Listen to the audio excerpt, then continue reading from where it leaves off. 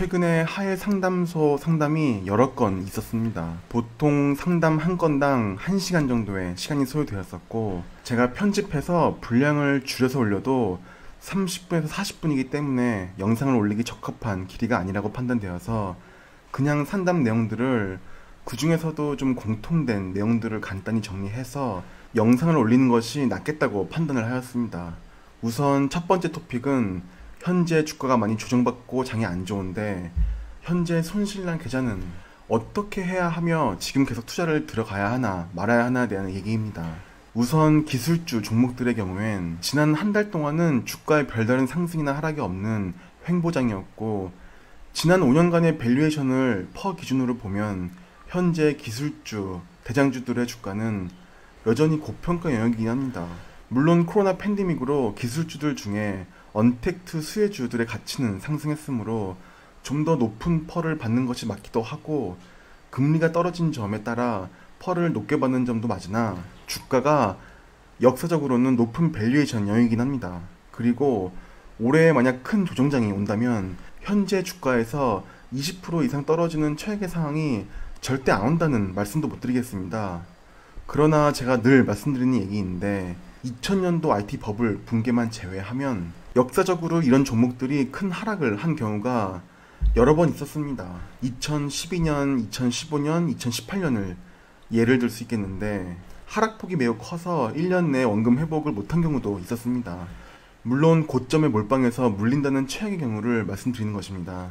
그럼에도 불구하고 이런 대표 테크 섹터의 우량주들은 역사적으로 3년 이상 들고 있는데 손실이 나는 역사는 없습니다.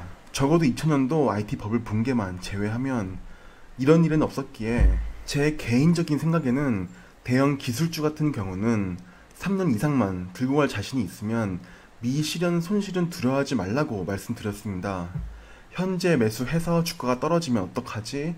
현재 들고 있는 계좌가 마이너스인데 어떡하지? 하는 걱정은 다 멘탈의 문제일 뿐이고, 장기 투자의 마인드만 제대로 지니신다면 그 어떤 투자보다 더 안전하다고 말씀을 드렸습니다. 제가 생각하는 대표적인 안전 우량주는 누구나 다 아는 애플, 알파벳, 마이크로소프트, 아마존 같은 종목입니다.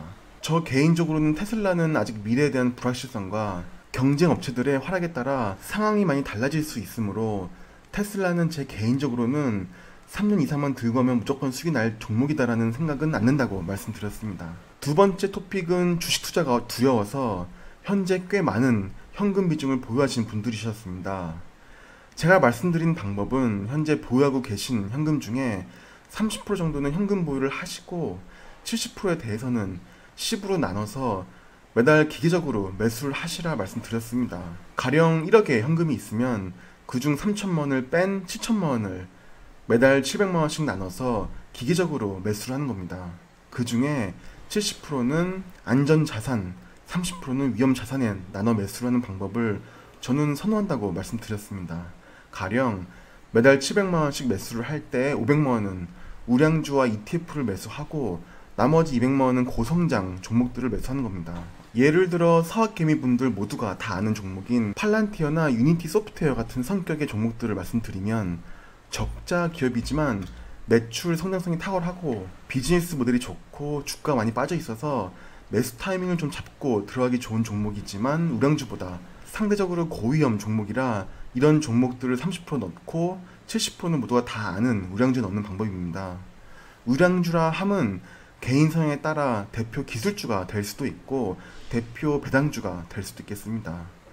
그렇게 매달 700만 원씩 넣다가 만약 조정이 오면 두 달 친 1,400만 원을 한 번에 들어갈 수도 있고, 정말 큰 조정장이 오면 한 번에 3천만 원 이상을 들어갈 수도 있습니다. 하지만 조정이 안 오면 그냥 매달 700만 원씩 기계적으로 매수를 하는 겁니다. 세 번째 토픽은 한국 주식에 대한 이야기인데, 저 개인적으로는 한국에서는 가장 안전하고 확실한 기대 수익을 낼 수 있는 종목은 K탑 30 지수 추종 ETF라고 말씀드렸습니다.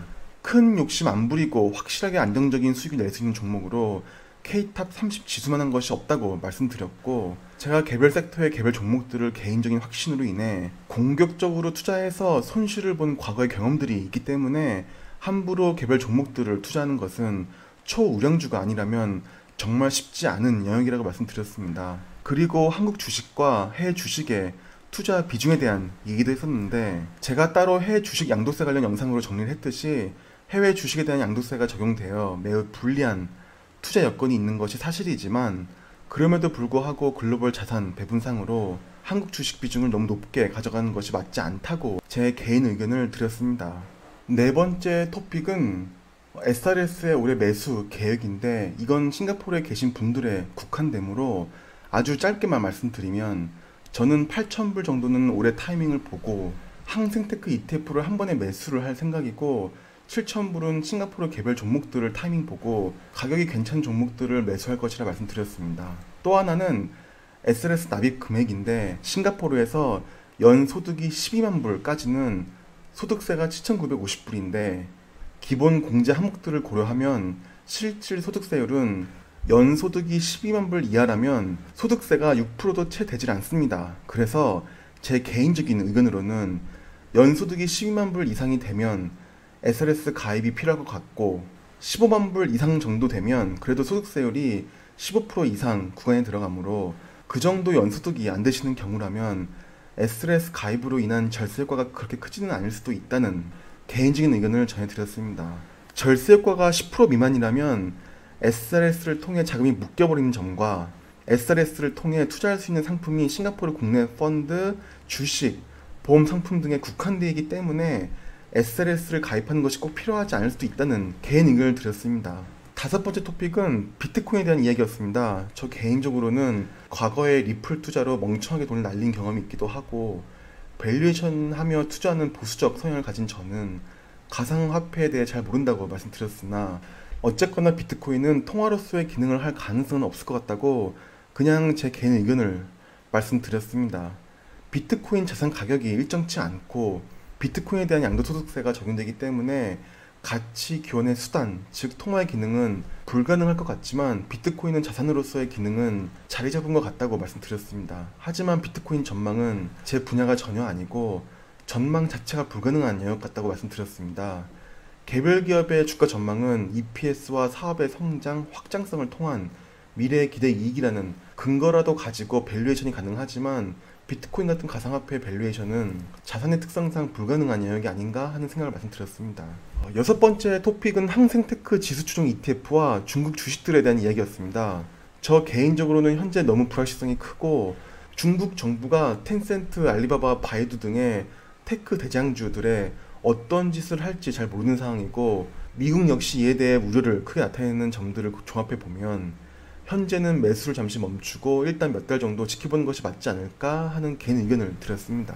제가 올해 저가 매수 타이밍을 보고 항생테크 지수추종 ETF를 일부는 싱가포르 퇴직연금인 SRS를 통해, 그리고 일부는 현금을 통해 500만원에서 1000만원 정도 한 번에 매수를 할까 고민을 하고 있는데, 만약 매수를 하면 바로 업데이트 영상을 올리도록 하겠습니다.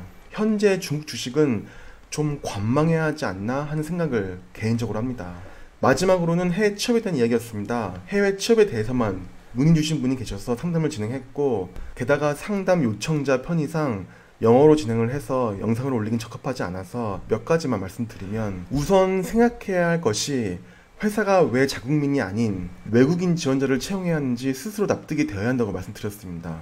회사가 자국에서 인재 채용이 어렵거나 자국민에 비해 정말 경쟁력이 있어서 취업, 비자, 스폰서 등 번거로운 작업을 통해서라도 꼭 외국인 지원자를 뽑아야 하는 이유에 대해 스스로 납득이 되어야만 해외 취업이 가능할 것 같다고 말씀드렸습니다. 그리고 지원을 하기에 앞서서 지원하고자 하는 산업, 그리고 기업, 그리고 직종에 대해 범위를 좁혀서 먼저 정하고 그에 맞게 전략을 짜야 한다고 말씀드렸습니다. 채용 담당자 입장에서 커버레터만 봐도 이 지원자가 그냥 이력서를 여기저기 다 던지는지, 아니면 정말 이 포지션에 관심이 있어서 지원하는지 어느 정도 느낌을 받기 때문에, 정말 가고 싶은 기업과 직종이 있다면 그에 맞게 커버레터를 작성하는 것이 맞고, 또한 그 기업의 사업 현황에 대해서는 연간 보고서에 웬만하면 다 나와 있으니 지원하는 기업의 사업 현황에 대해서도 충분히 숙지하고 면접에 임하시라 얘기했습니다.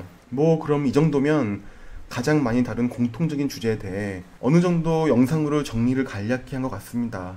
영상 시청해주셔서 감사드립니다.